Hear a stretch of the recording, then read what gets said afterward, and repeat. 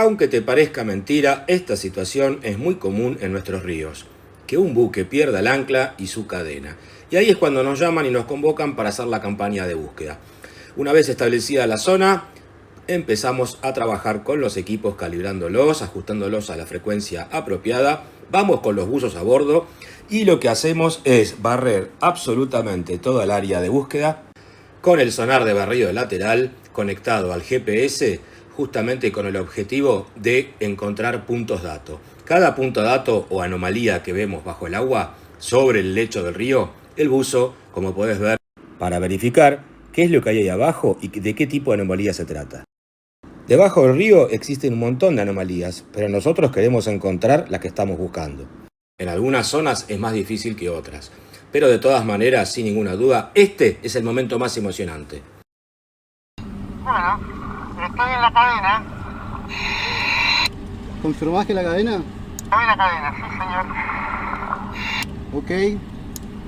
¿La tenemos? La tenemos. ¡Vamos! ¿Me esperás un poco?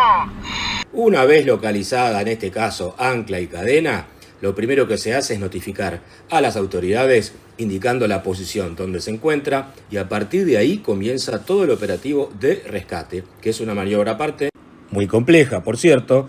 Ahí finalizamos tareas y nos vamos a casa. Se denomina barcaza a una embarcación de fondo plano, muy poco calado, que se utiliza por lo general para transportar mucha carga en ríos y vías navegables interiores. Las barcazas son muy eficientes en aguas poco profundas, muy utilizadas en nuestro río Paraná, como podés ver, siempre van a remolque de lo que se conoce como un remolcador de empuje.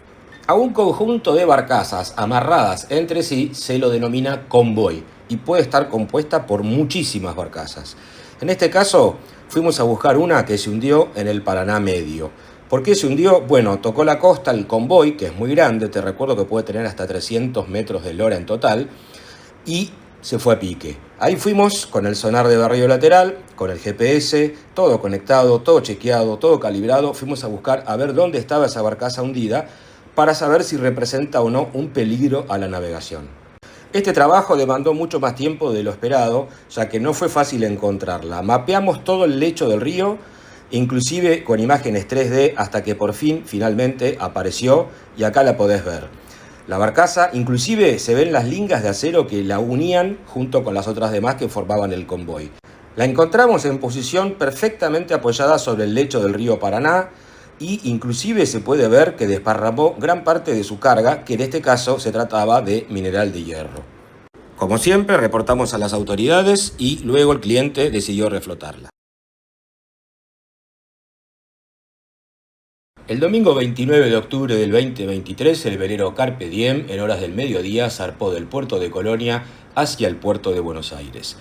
Por un error de cálculo en la derrota, golpeó contra las restingas de la famosa isla Farallón y en poquito tiempo el velero empezó a hacer mucha agua, lo que motivó que ADES Colonia y Prefectura Colonia salieran inmediatamente en su auxilio.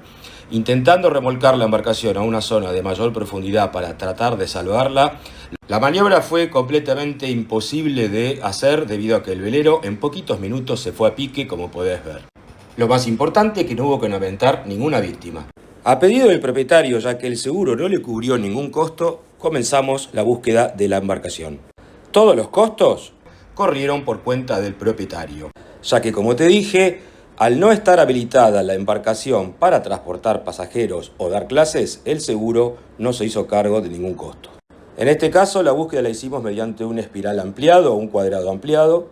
En toda la búsqueda tuvimos varios puntos datos de interés que fueron inspeccionados por los buzos para ratificar si eran o no parte del velero. Lamentablemente el velero se perdió y luego de 5 arduos días de trabajo buscándolo, no fue posible encontrarlo. Por último, te dejo aquí el dato más importante. Siempre dale respeto a la isla Farallón, como mínimo 1 milla.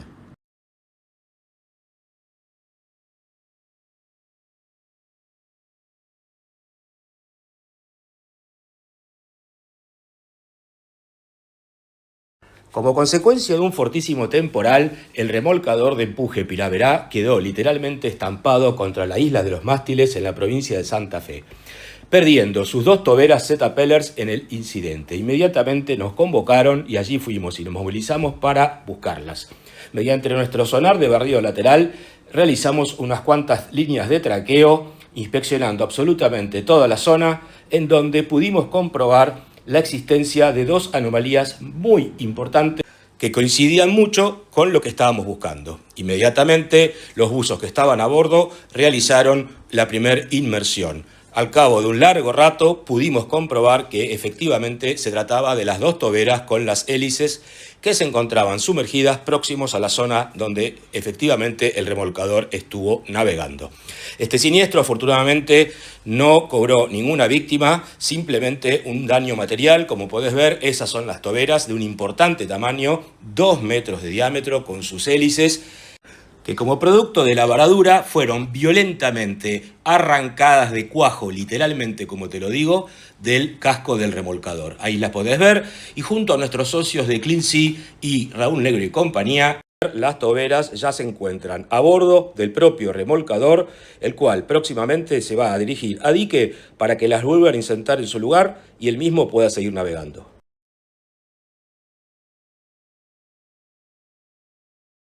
Así como hoy los ferries de alta velocidad cruzan la Colonia en menos de 1 hora, en 1937 lo hacían en un poquito más de 4 horas. El vapor Viena cruzaba todos los santos días, propiedad de la compañía Nicolás Mianovich, precursora de los cruces al Río de la Plata. El domingo 6 de junio de 1937, el vapor Viena estaba navegando hacia Colonia con 57 pasajeros. Próximo a la isla Farallón, el capitán decide reducir drásticamente la velocidad por la niebla que reinaba en la zona y comienza a lanzar pitadas de su silbato para advertir a las embarcaciones que estaban alrededor. Escucha él también otras pitadas y por ese motivo decide bajar más aún la velocidad. Esto hizo que el barco se desgobierne y quede varado en el banco que se encuentra al sudeste de Farallón. Y en ese mismo lugar se fue a pique el Viena. ¿Qué es lo que te estoy mostrando en estos videos? Porque la campaña se llama Viena justamente, porque fuimos a buscarlo. Y ahí lo podés ver, visto desde arriba, queda poco y nada del Viena. Era un barco, como te digo, a vapor, no tenía hélices, era a paletas, ¿sí? Y afortunadamente, lo bueno, que se salvaron absolutamente todos los tripulantes y pasajeros. El barco, por supuesto, se perdió. Hoy, en 2024, que cuando fuimos a hacer la campaña, queda poco y nada del Viena, se lo está literalmente tragando el barro. Te muestro la boya que marca el casco a pique y la posición sobre la carta náutica.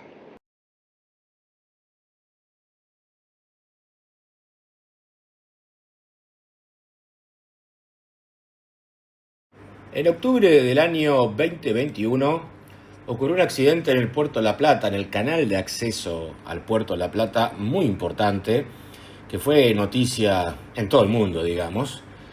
Fue precisamente cuando el remolcador Rúa 2 se fue a pique como producto de haber embestido con el buque que él mismo remolcaba, el Punta Médanos, estaba de salida. El Rúa 2 le tocaba hacer la proa del buque y debido a una falla técnica del propio remolcador se atravesó al buque y literalmente el buque embistió su bulbo dentro del casco del Rúa 2. Esto motivó que se vaya a pique muy rápidamente el remolcador, afortunadamente sin lamentar ninguna víctima de ningún tipo, pero ahí empezaron todos los problemas en el puerto de La Plata. En su carácter de autoridad marítima, la Prefectura Naval Argentina activó el Planacon, es el nombre con el que se conoce el Plan de Lucha contra la Contaminación. Se instalaron barreras de contención de derrame de hidrocarburos y muchas otras cosas más. Al poco tiempo fuimos convocados nosotros para comenzar las tareas de reflotamiento, pero el problema principal que existía en aquel momento era que debido a este accidente el puerto de La Plata se encontraba cerrado o bien restringido en su navegación. Eso es algo muy delicado, puesto que todos conocemos que en el puerto de La Plata están las destilerías más grandes de las petroleras de Argentina. Por ese motivo es que es muy importante que puedan entrar y salir los buques petroleros que descargan el crudo para luego ser destilado.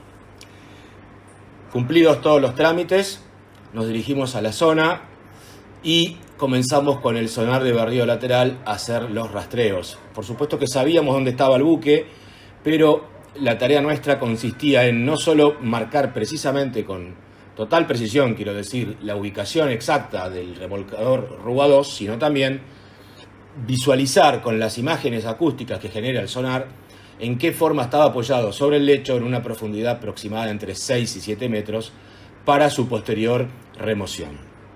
Claro, esto es muy importante puesto que según cómo esté apoyado el barco es la forma en que los rescatistas le van a pasar lingas, los buzos van a pasar las lingas de acero y todo el trabajo que conlleva todo eso.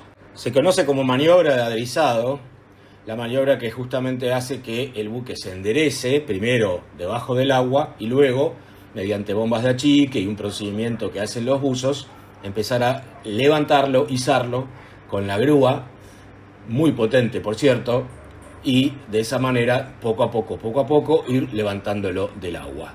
La tarea por supuesto fue muy exitosa, como se puede ver, nuestro aporte fue muy importante porque al poco tiempo de presentar los informes a la autoridad marítima ya se permitió la navegación en el puerto, lo que facilitó mucho, primero las tareas y después que el puerto no quede cerrado.